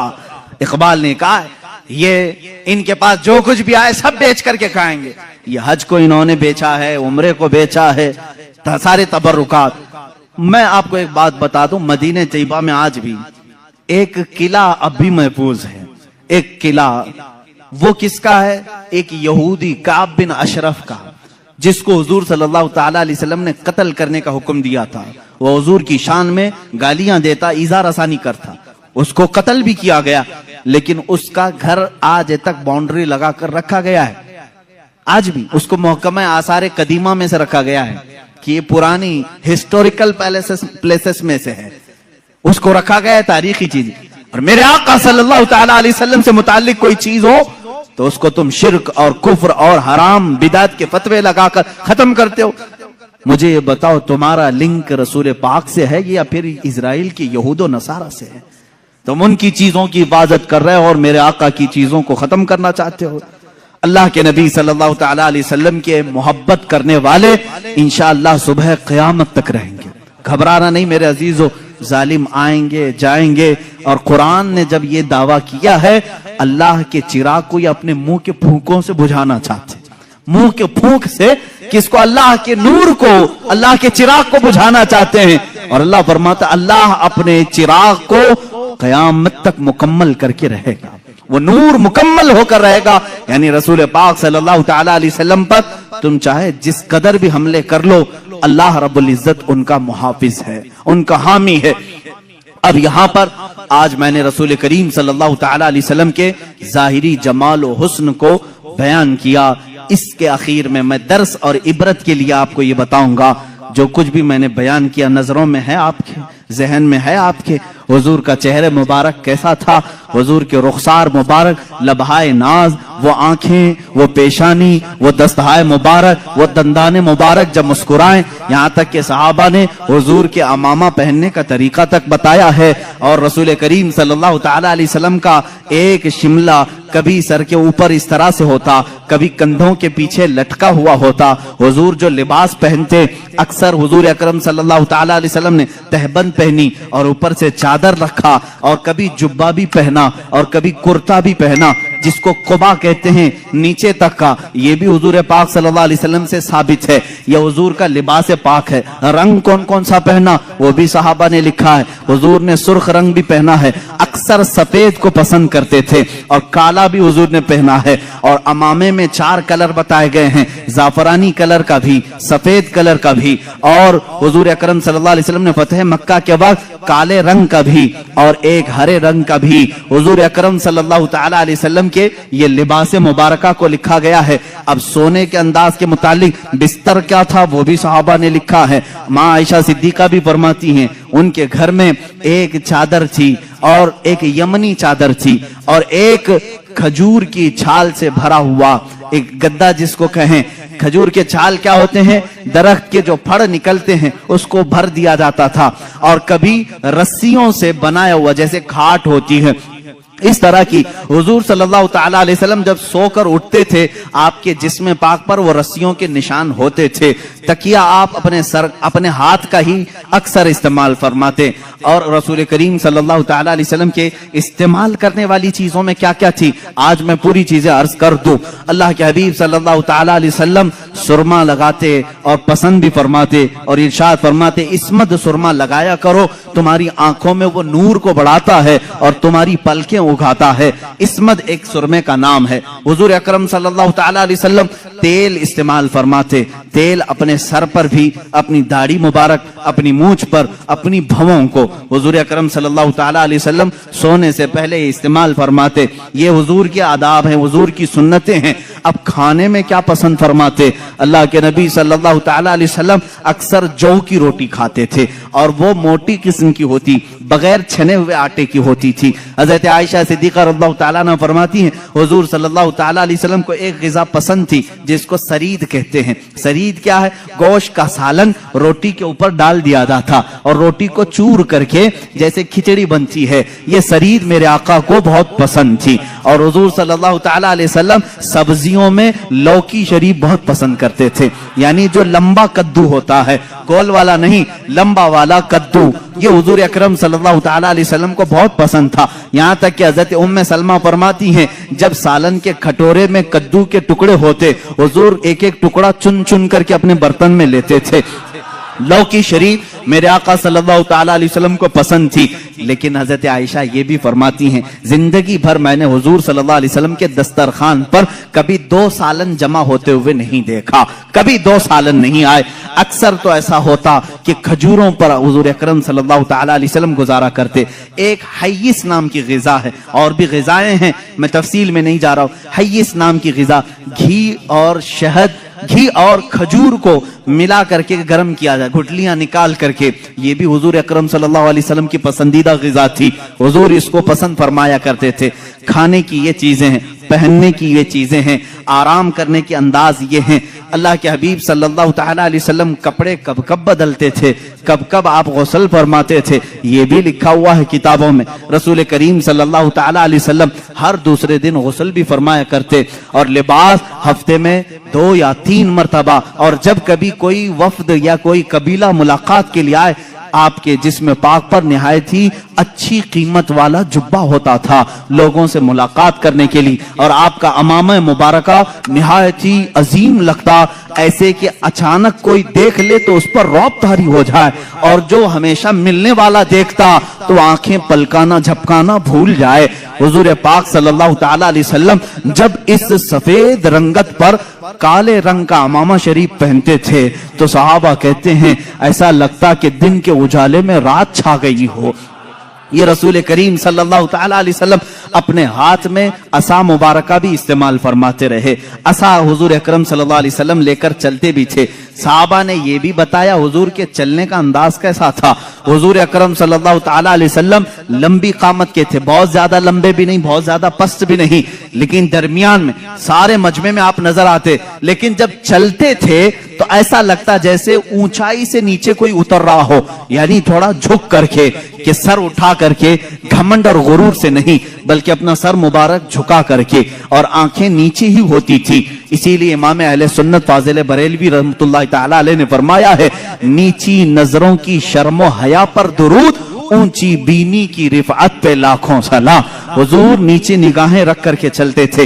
ये सारी चीजें जिसने अपनी आंखों में बसा लिया, मेरे आका का हुलिया मैंने तुम्हें दिखा दिया। हुजूर दिखते कैसे थे? उम्मीद है आज सोओगे तो वो जलवा नजर आ जाएगा। मेरे रब की जात से यकीन है हम देखेंगे मेरे आका को, तस्वुर की नजर में ही सही, ख्यालात की निगाहों में ही सही।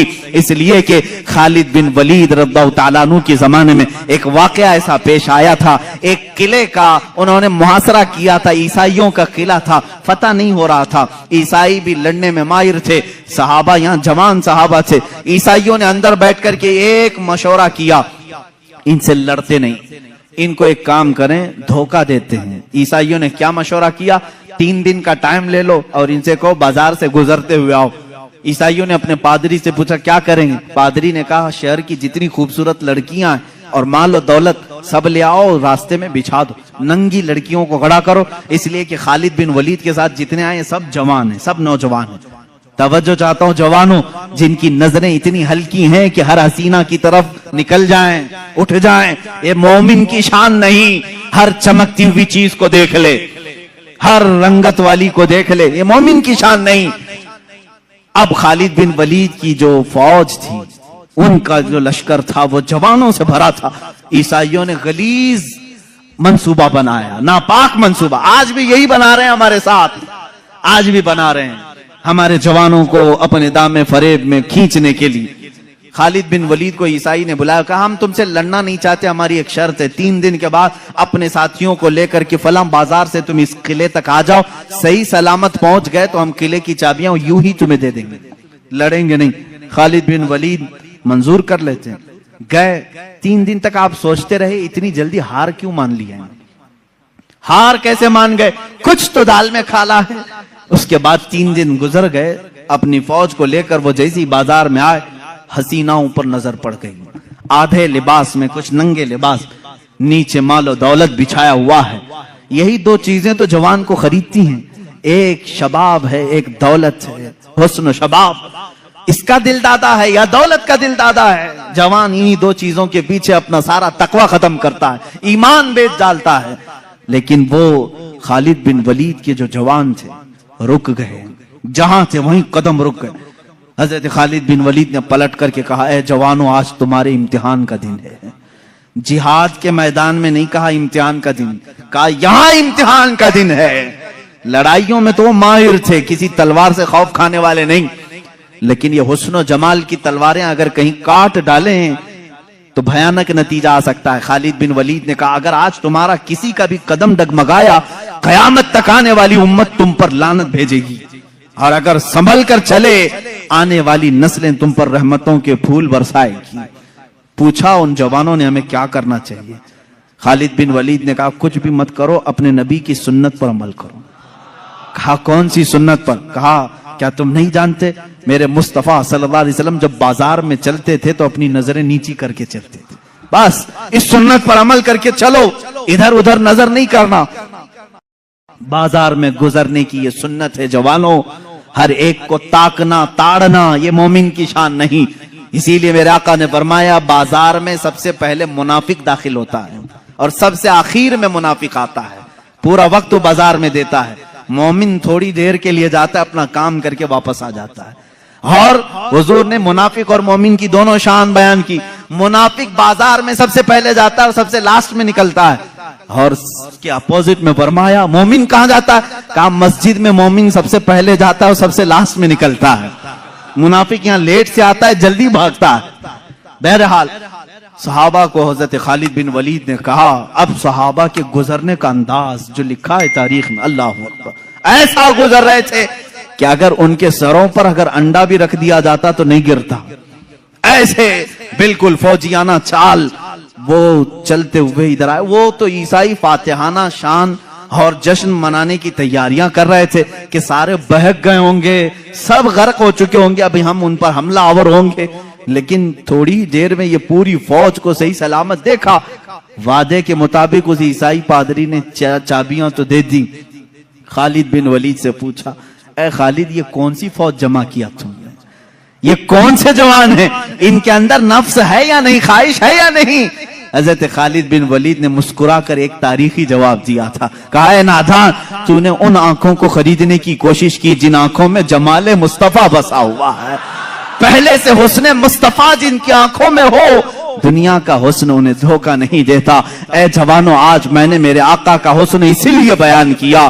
آنکھ بند ہو تو میرے نبی کی صورت تصور میں لے آؤ, صبح ہو تو میرے آقا کا تصور لے آؤ, بلکہ اپنی نمازوں میں بھی رسول پاک کا تصور لے آؤ, اور پھر سلام بھیجو میرے آقا کو. جب سلام کے لیے کھڑے رہو, ایسے نہیں کہ بدن کھجلاتے ہوئے, بلکہ ایسے کہ اسی حسین چہرے کے سامنے میں کھڑا ہوں, وہ امامہ مبارکہ میں میرے سامنے ہیں, وہ اپنا عصا لے کر میرے سامنے کھڑے ہیں, ان کا سفید جبہ ان کے جسم ناز پر ہے, ان کے رخساروں سے چھنتی ہوئی روشنی آ رہی ہے, ان کے دندان مبارکہ سے تاروں کی جھرمٹ کی روشنی آ رہی ہے. اس تصور کے ساتھ جب سلام پڑھو گے, کبھی سلام بھاری بھی نہیں لگے گا, بلکہ ڈوبتے چلے جاؤ گے, ڈوبتے چلے جاؤ گے. اب آخری میرے جملے ہیں, اگر حسن مصطفیٰ کو کسی نے بیان کیا ہے حقیقت میں تو کون ہے؟ جنید بغدادی رضی اللہ تعالیٰ عنہ, سید الطائفہ. ان کے زمانے میں ایک آرٹسٹ آیا تھا, ایک مصور, وہ تصویریں نکالتا تھا. اس کا کمال یہ تھا کہ تم جا کر کے اس کو اپنی محبوبہ کی صورت بتاتے, سیم ٹو سیم ویسا ہی نقشہ نکال کر دے دیتا. یعنی جو سکیچ نکالنے کے ماہر ہوتے ہیں, ایسا مصور تھا. لوگوں کی بھیڑ اس کے پاس لگی تھی اپنی اپنی. یہ کیمرے کا زمانہ نہیں تھا کہ محبوبہ کی فوٹو لے لیں اور موبائل میں رکھ کر دیکھتے رہیں. کسی مصور سے کھنچوانا ہی تھا, جا کر کے اس کے خد و خال بیان کرتے اور وہ بنا کر کے دیتا. جب یہ بات مشہور ہوئی, حضرت جنید بغدادی رضی اللہ تعالیٰ عنہ بھی پہنچ گئے. یہ وقت کے ولی کامل سید الطائفہ قطار میں کھڑے ہو گئے. لوگ اپنی محبوباؤں کی تصویر نکال رہے تھے. جب نمبر آیا آپ کا, آپ اندر آئے, مصور دیکھ کر گھبرا گیا. کہا جنید تمہارا میرے مکان پر کیا کام ہے؟ کہا میں نے سنا ہے تو محبوباؤں کی تصویریں ہو بہو کھینچتا ہے, میرا بھی ایک محبوب ہے, کیا تو اس کی تصویر بنا کے دے گا؟ میرا ایک محبوب ہے. اس نے کہا بتاؤ کیسا کیسا ہے تمہارا محبوب؟ خد و خال, حلیہ, قامت, سارا چہرہ, سارے ناز بتاؤ, میں نکال کر دیتا ہوں. اب جب جنید بغدادی بیان کرنے لگے, اب اللہ کے نبی کا ماتھا ایسا تھا کہ چوڑی پیشانی, بھویں گھنی, ابروئیں ایسی تھی, لبھائے ناز گلاب کی پنکھڑیوں کی طرح, رخسار ناز انار کی سرخی لیے ہوئے, کان مبارک زلفوں سے چمکتے ہوئے تاروں کی طرح, گردن مبارک سراہی کی طرح, دست مبارک ریشم سے زیادہ نرم, اور آپ کا شبکہ میں ناز سینے ناز کے برابر.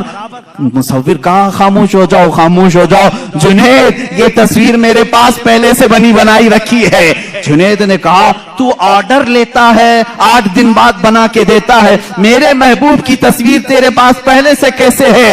کہا در حقیقت بات یہ ہے جس سے تم محبت کرتے اس سے میں بھی محبت کرتا ہوں, اس کی تصویر میرے پاس ہے. جنید بغدادی نے کہا اچھا لاؤ لاؤ تصویر ہم دونوں دیکھتے ہیں, دونوں سامنے دیکھتے ہیں. وہ مصور, وہ آرٹسٹ اپنے گھر میں اندر گیا اور جا کر کے قرآن مقدسہ لے کر کے آیا اور کہا اے جنید کیا یہ تیرے اور میرے محبوب کی تصویر نہیں ہے؟ اس سے بہتر تصویر کون بنا سکتا ہے؟ لو قرآن کھولو اور آنکھ پلٹو، رسول کا چہرہ دیکھنا ہو پڑھو والضحی واللیل اذا سجا، جب رسول کی زلفیں پڑھنی ہو پڑھو واللیل اذا سجا واللیل اذا یغشا، جب رسول پاک کے ہاتھ مبارک کو بیان کیا ہے مولا نے، کہا وما رمیت اذ رمیت ولکن اللہ رما، رسول پاک کی آنکھوں کو بیان کیا مولا، ما زاغ البصر وما طغى لقد رأى من آیات ربه الکبریٰ، رسول پاک کے قدم ناز کو اللہ نے فرمایا لا اقسم بهذا البلد وانت حل بهذا البلد، ارے تیرے رب نے تیرے حبیب کا سینہ بھی بیان کیا ہے، الم نشرح لك صدرك ووضعنا عنك وزرك، رسول پاک کے ہر عضو کو قرآن پاک میں بیان کیا ہے۔ اسی لیے شاعر نے، نظمی نے کہا ہے، مارہرہ کے شاعر نے، آغاز سے اخیر تک قرآن ہے نعت مصطفیٰ، محبوب کے بیان کا کیسا انوکھا ڈھنگ ہے، محبوب کے بیان کا کیسا انوکھا ڈھنگ ہے۔ یہ قرآن پاک سے بھی میں نے حسن مصطفیٰ بیان کیا ہے۔ میرے عزیزو، آج کیا یہ موضوع سخن تھا، جمال مصطفیٰ، حسن مصطفیٰ، آقا کونین صلی اللہ تعالی علیہ وسلم کا حلیہ مبارکہ۔